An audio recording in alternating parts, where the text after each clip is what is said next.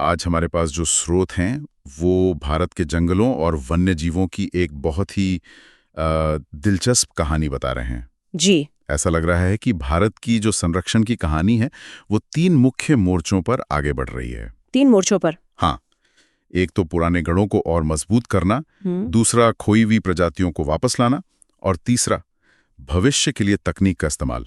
अच्छा। हमारे पास सरकारी रिपोर्ट हैं, जी। करंट अफेयर्स की पत्रिकाएं हैं और सामान्य ज्ञान की किताबें भी हैं। तो आज हम इन्हीं की मदद से समझने की कोशिश करेंगे कि जमीन पर क्या चल रहा है। बिल्कुल। और शुरुआत एक ऐसी खबर से करते हैं जो पहले मोर्चे से जुड़ी है, मतलब पुराने गढ़ों को मजबूत करने से। बिहार को अपना दूसरा टाइगर रिजर्व मिल गया है। जी, और ये एक बहुत बड़ी बात है क्योंकि बिहार को हम आमतौर पर एक टाइगर स्टेट के तौर पर नहीं जानते। सही कहा। वाल्मीकि टाइगर रिजर्व के बाद अब कैमूर वन्य जीव अभयारण्य को भी टाइगर रिजर्व का दर्जा मिल गया है। और इसकी मंजूरी दी है राष्ट्रीय बाघ संरक्षण प्राधिकरण ने, यानी एनटीसीए ने। जी हाँ, एनटीसीए। और ये जो संस्था है ना, इसे सरकार ने वाइल्ड लाइफ प्रोटेक्शन एक्ट 1972 के तहत ही बनाया है। मतलब बाघों के संरक्षण से जुड़े जितने भी बड़े फैसले हैं वो लेने की कानूनी ताकत इसी के पास है। हमारे स्रोत बताते हैं कि ये कैमूर की पहाड़ियों पर है, लेकिन दिलचस्प बात यह है कि ये सिर्फ एक अलग थलग जंगल नहीं है, है ना? नहीं, बिल्कुल नहीं। इसकी लोकेशन में ही इसकी असली ताकत छिपी है। आपने बिल्कुल सही पकड़ा, और यही इसकी सबसे बड़ी खासियत है। ये सिर्फ बिहार का एक जंगल नहीं है, बल्कि ये एक बहुत बड़े, कह सकते हैं, टाइगर कॉरिडोर का हिस्सा है। अच्छा। ये बांधवगढ़, संजय, गुरु घासीदास, पलामू टाइगर लैंडस्केप से जुड़ता है। ओ, तो मतलब ये मध्य प्रदेश, छत्तीसगढ़, झारखंड। जी, आसान भाषा में कहें तो ये उन राज्यों के बाघों के लिए बिहार तक आने जाने का एक सुरक्षित रास्ता बनाता है। तो मतलब ये बाघों के जेनेटिक पूल को स्वस्थ रखने के लिए बहुत ही जरूरी है। जब जानवर अलग अलग इलाकों में आ जा सकेंगे तो आबादी भी मजबूत होगी। एकदम। ये बाघों के लिए एक तरह का हाईवे है, और यहाँ का जंगल भी खास है। उत्तरी उष्णकटिबंधीय मिश्रित शुष्क पर्णपाती वन। और यहाँ पहले से भी तो जानवर हैं। हाँ, यहाँ तेंदुए, जंगली सुअर और स्लोथ बेयर जैसे जानवर पहले से ही मौजूद हैं। यह बताता है कि यह एक स्वस्थ इकोसिस्टम है जो बाघों को भी संभाल सकता है। बाघों के घर बढ़ाने की बात सिर्फ बिहार तक ही सीमित नहीं है। हमारे स्रोतों में ओडिशा के देवरीगढ़ का भी जिक्र है, जिसे हाल ही में टाइगर रिजर्व घोषित किया गया है। लेकिन वहां की कहानी थोड़ी अलग लगती है। हाँ, बहुत अलग। देवरीगढ़ की लोकेशन ही उसे अनोखा बनाती है। यह संबलपुर के पास जो मशहूर हीराकुंड जलाशय है उससे घिरा हुआ है। अच्छा, हीराकुंड डैम वाला जलाशय। जी, तो यहाँ एक ऐसा इकोसिस्टम बनता है जो पानी और जमीन दोनों पर निर्भर है। बाघों के लिए शिकार और पानी दोनों की कोई कमी नहीं है। और इसका एक ऐतिहासिक पहलू भी है जो काफी रोचक है। हाँ, स्वतंत्रता सेनानी वीर सुरेंद्र साईवाला जी, उन्होंने इसी जंगल को अंग्रेजों के खिलाफ अपना ठिकाना बनाया था। मतलब ये सिर्फ एक जंगल नहीं, इतिहास का एक पन्ना भी है। जी, लेकिन जो बात देवरीगढ़ को आज के संरक्षण मॉडल के लिए सबसे खास बनाती है वो है वहाँ के लोगों की भागीदारी। हाँ, ये बहुत जरूरी है। यह संरक्षण का एक बेहतरीन उदाहरण है कि कैसे लोगों को साथ लेकर चला जा सकता है। स्रोतों में लिखा है कि लगभग 400 परिवारों को स्वेच्छा से हटाया गया। ये भारत में अक्सर एक बड़ा मुद्दा बन जाता है। और इसीलिए यह मॉडल कामयाब रहा। उन्हें सिर्फ हटाया नहीं गया, बल्कि एक अच्छा पुनर्वास पैकेज दिया गया। और जो आसपास के 155 गांव हैं, उन्हें दुश्मन नहीं बल्कि संरक्षण भागीदार बनाया गया। बिल्कुल। जब स्थानीय समुदाय जंगल को अपना समझकर उसकी रक्षा करता है तो असली संरक्षण होता है। कमाल है। और मैंने स्रोतों में एक और दिलचस्प चीज पढ़ी। भारत का पहला डार्क स्काई टूरिज्म हब। ये क्या है? ये एक बहुत ही नया कॉन्सेप्ट है। इसका मतलब है कि इस इलाके में रात को लाइट का प्रदूषण लगभग शून्य है। तो आसमान एकदम साफ दिखता होगा। जी, बिल्कुल साफ। तो अब लोग वहां सिर्फ जानवर देखने नहीं, बल्कि तारों से भरा आसमान देखने भी जा रहे हैं।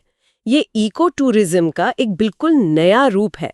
और इससे स्थानीय लोगों को रोजगार भी मिलता होगा। हाँ, और पर्यावरण को नुकसान भी नहीं पहुंचता। देवरीगढ़ में समुदाय की भागीदारी कमाल की है। लेकिन भारत में एक और प्रोजेक्ट चल रहा है जो एक बिल्कुल अलग तरह की चुनौती है, किसी प्रजाति को फिर से बसाना। आप चीता पुनर्वास परियोजना की बात कर रही हैं। जी, जिस पर हमारे स्रोतों में काफी कुछ है। हाँ, ये भारत की सबसे महत्वाकांक्षी परियोजनाओं में से एक है। सितंबर 2022 में नामीबिया से 8 चीतों को मध्य प्रदेश के कूनो पालपुर राष्ट्रीय उद्यान में लाया गया था। और ये दुनिया में पहली बार हुआ था, है ना? जी, पहली बार जब किसी बड़े मांसाहारी जानवर को एक महाद्वीप से दूसरे महाद्वीप पर बसाने के लिए लाया गया हो। और अब ये प्रोजेक्ट दूसरे चरण में पहुंच रहा है। कूनो के बाद गांधी सागर वन्यजीव अभयारण्य को चीतों का दूसरा घर बनाया जा रहा है। बिल्कुल। हमारे स्रोत बताते हैं कि ये जगह चीतों के लिए बहुत अच्छी है। हाँ, इसकी खासियत ये है कि यहाँ का जो इकोसिस्टम है, मतलब घास के मैदान और सूखे जंगल, वो काफी हद तक केन्या के मसाई मारा जैसा है, जो चीतों का प्राकृतिक घर है। अच्छा। और चंबल नदी भी यहाँ से गुजरती है, जो इसे और समृद्ध बनाती है। गांधी सागर को तैयार करने का मतलब है कि हम सिर्फ एक जगह पर निर्भर नहीं रह रहे हैं। एक बैकअप प्लान की तरह। जी, अगर कूनो में कोई बीमारी या कोई और समस्या आती है तो हमारे पास एक बैकअप आबादी होगी। स्रोतों के अनुसार भारत में अभी 27 चीते हैं, और ये भी कि उनमें से 16 यही पैदा हुए हैं। ये तो अच्छी खबर है। हाँ, ये एक अच्छी खबर है। लेकिन हमारे स्रोतों में उनकी मृत्यु दर का भी जिक्र है ना? क्या ये आंकड़ा हमें पूरी कहानी बता रहा है? ये एक बहुत जरूरी सवाल है। जी हाँ, कुछ चीतों की मौत भी हुई है और ये चिंता की बात है, लेकिन विशेषज्ञ इसे इस तरह की बड़ी परियोजना का एक हिस्सा मानते हैं। मतलब शुरुआती नुकसान की आशंका रहती है। जी, जब जानवर एक नए माहौल में आते हैं, असल सफलता इस बात में है कि वे यहाँ प्रजनन कर रहे हैं। 16 शावकों का जन्म ये दिखाता है कि वे इस माहौल को अपना रहे हैं। तो मतलब कूनो और गांधी सागर एक तरह से सॉफ्ट लॉन्च थे, जहां उन्हें एक सुरक्षित माहौल दिया गया। हाँ, कह सकते हैं। क्योंकि स्रोतों में एक तीसरे घर नौरादेही वन्यजीव अभयारण्य का भी जिक्र है, और वहां की चुनौती बिल्कुल अलग है। आपने सही पकड़ा। नौरादेही इस प्रोजेक्ट का असली लिटमस टेस्ट होगा। Litmus test. हाँ, कूनो और गांधी सागर में चीतों को ऐसे माहौल में छोड़ा गया जहां उनके लिए कोई बड़ा शिकारी खतरा नहीं था। लेकिन नौरादेही में वो अकेले नहीं होंगे। मतलब? वहां पहले से ही बाघ, तेंदुए और भेड़िए जैसे बड़े शिकारी मौजूद हैं। ओह, तो यहाँ असली मुकाबला होगा। क्या चीते इन स्थापित शिकारियों के बीच अपनी जगह बना पाएंगे? जी, और क्या वे शिकार के लिए और अपने बच्चों को बचाने के लिए इनसे मुकाबला कर पाएंगे, ये देखना वाकई दिलचस्प होगा। तो नौरादेही की सफलता ही ये तय करेगी कि क्या चीता वाकई भारतीय जंगलों में हमेशा के लिए बस सकता है। बिल्कुल, ये इस परियोजना का सबसे रोमांचक और सबसे चुनौतीपूर्ण चरण होगा। चलिए अब कुछ और अहम पार्कों और प्रजातियों की बात करते हैं जो हमारे स्रोतों में छाए हुए हैं। और शुरुआत भारत के संरक्षण इतिहास के सबसे पहले अध्याय से करते हैं, कॉर्बेट टाइगर रिजर्व। कॉर्बेट को तो भारतीय संरक्षण का दादाजी कहा जा सकता है। दादाजी? जी, 1936 में जब ये हैली नेशनल पार्क के नाम से बना तो ये सिर्फ भारत का ही नहीं बल्कि पूरे एशिया का पहला नेशनल पार्क था। और प्रोजेक्ट टाइगर की शुरुआत भी यहीं से हुई? जी, 1973 में हिमालय की तलहटी में बसा ये पार्क, जिसके बीच से रामगंगा नदी बहती है, आज भी भारत के सबसे महत्वपूर्ण टाइगर हैबिटेट में से एक है। दक्षिण की ओर चले तो केरल के पेरियार टाइगर रिजर्व का जिक्र है। हमारे स्रोतों में कुछ वित्तीय गड़बड़ियों का भी जिक्र है, लेकिन आज हम इसके इकोलॉजिकल महत्व पर ध्यान देंगे, जो कि असाधारण है। हाँ। पेरियार पश्चिमी घाट के दिल में बसा है। इसका नाम पेरियार नदी पर है जो इसी रिजर्व से निकलती है।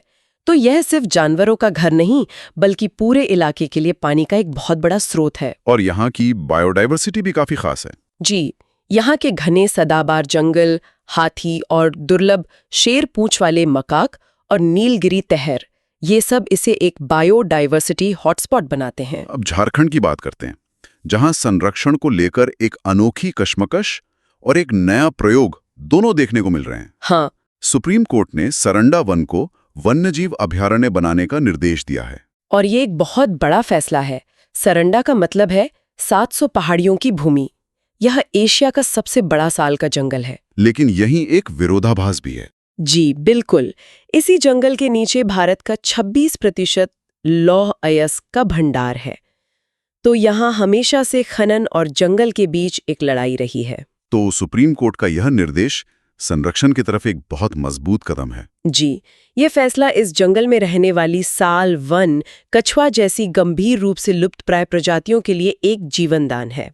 यह दिखाता है कि किसी जगह की पारिस्थितिक कीमत उसके आर्थिक मूल्य से कहीं ज्यादा हो सकती है। सही कहा। और झारखंड से ही एक और दिलचस्प खबर है, जहां तकनीक और प्रकृति का संगम हो रहा है, बेतला नेशनल पार्क में। हाँ, झारखंड का इकलौता नेशनल पार्क बेतला भारत का पहला एआई सक्षम प्रकृति अनुभव केंद्र बना रहा है। AI सक्षम मतलब अब आप ऑगमेंटेड रियलिटी यानी AR, वर्चुअल रियलिटी VR और होलोग्राम जैसी तकनीक का इस्तेमाल करके जंगल के जीवन को महसूस कर पाएंगे, वो भी बिना जंगल के अंदर गए। वाह, मतलब अब जंगल को समझने के लिए आपको कीचड़ में उतरने की जरूरत नहीं। हाँ, कुछ वैसा ही। ये तो संरक्षण को अगली पीढ़ी तक ले जाने का एक बहुत ही आधुनिक तरीका है। बिल्कुल, खासकर बच्चों और युवाओं को प्रकृति से जोड़ने का ये एक बहुत ही अभिनव तरीका है। ये दिखाता है कि संरक्षण का मतलब सिर्फ बाड़ लगाना नहीं, बल्कि लोगों के दिलों में उसके लिए जगह बनाना भी है। हमारे स्रोतों में एक ऐसे जीव का भी जिक्र है जो दिखता तो है पर देख नहीं सकता। आप गांगेय डॉल्फिन की बात कर रहे हैं? जी, भारत का राष्ट्रीय जलीय जीव। एक बहुत ही अनोखा जीव। IUCN ने इसे संकटग्रस्त यानी एंडेंजर्ड का दर्जा दिया है, मतलब ये विलुप्त होने की कगार पर है। और सबसे अजीब बात यही है कि ये अंधी होती है। जी, गंगा के गंदे पानी में शायद देखने की जरूरत ही नहीं पड़ती। ये आवाज की तरंगों यानी इकोलोकेशन का इस्तेमाल करके अपना रास्ता ढूंढती है और शिकार करती है। और इसके संरक्षण के लिए एक समर्पित केंद्र भी बनाया गया है ना? जी, पटना में गंगा नदी के किनारे ही भारत का राष्ट्रीय डॉल्फिन अनुसंधान केंद्र है, जो खास तौर पर इसी प्रजाति पर रिसर्च और इसके संरक्षण के लिए काम करता है। इन सब कोशिशों का असर अंतर्राष्ट्रीय स्तर पर भी दिख रहा है। हाँ, बिल्कुल। भारत के संरक्षण के काम को दुनिया में पहचान मिल रही है। जैसे यूनेस्को का world network of biosphere reserve. जी, हाल ही में भारत के कोल्ड डेजर्ट बायोस्फीयर रिजर्व को इस नेटवर्क में शामिल किया गया है, और इसे मिलाकर अब भारत के 13 बायोस्फीयर रिजर्व्स इस ग्लोबल नेटवर्क का हिस्सा हैं। तो ये नेटवर्क काम कैसे करता है? क्या ये यूनेस्को की वर्ल्ड हेरिटेज साइट जैसा ही है, जहां बहुत सख्त नियम होते हैं? नहीं, यहाँ एक बहुत दिलचस्प अंतर है। वर्ल्ड हेरिटेज साइट के नियम कानूनी तौर पर बाध्यकारी होते हैं, लेकिन बायोस्फीयर रिजर्व का नेटवर्क सहयोग और स्वैच्छिक भागीदारी पर चलता है। अच्छा, इसका मकसद इंसानों और प्रकृति के बीच एक सामंजस्यपूर्ण रिश्ता बनाना है, न कि इंसानों को पूरी तरह बाहर करना। स्रोतों में इसके 3 जोन का जिक्र है, कोर, बफर और ट्रांजिशन। ये क्या है? ये एक बहुत ही प्रैक्टिकल मॉडल है।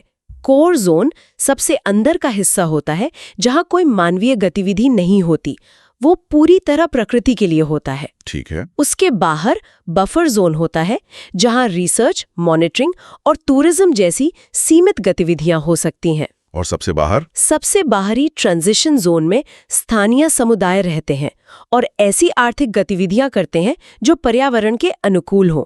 ये विकास और संरक्षण को एक साथ लेकर चलने का एक खाका है। और यूनेस्को से जुड़ी एक और खबर छत्तीसगढ़ के कांगेर घाटी राष्ट्रीय उद्यान से है। जी, कांगेर घाटी को इसकी अनोखी गुफाओं और जैव विविधता के लिए यूनेस्को की वर्ल्ड हेरिटेज साइट की अस्थायी सूची में शामिल किया गया है। अस्थायी सूची में? हाँ, यह अपनी भूमिगत चूना पत्थर की गुफाओं के लिए बहुत मशहूर है, जो अपने आप में एक भूवैज्ञानिक अजूबा है। इस सूची में आने से ही इसे अंतर्राष्ट्रीय स्तर पर पहचान मिलती है और इसके संरक्षण पर और ज्यादा ध्यान दिया जाता है। तो आज की इस पूरी बातचीत से ये बिल्कुल साफ है कि भारत का संरक्षण परिदृश्य कितना गतिशील और बहुआयामी है। जी, एक तरफ हम बाघों के लिए नए घर बना रहे हैं, दूसरी तरफ चीतों जैसी खोई हुई प्रजाति को वापस ला रहे हैं, और साथ ही बेतला जैसे पार्क में AI का इस्तेमाल करके भविष्य की तैयारी भी कर रहे हैं। बिल्कुल। ये स्रोत हमें संरक्षण की एक बहुत जटिल और सच्ची तस्वीर दिखाते हैं।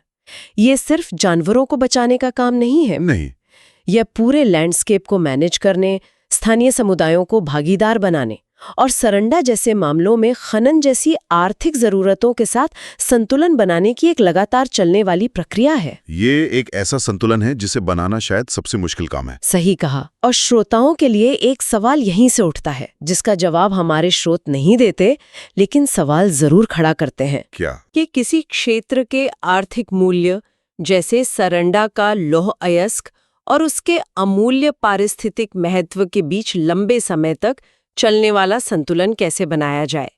यह एक ऐसा सवाल है जिस पर भारत को आने वाले कई दशकों तक सोचना होगा।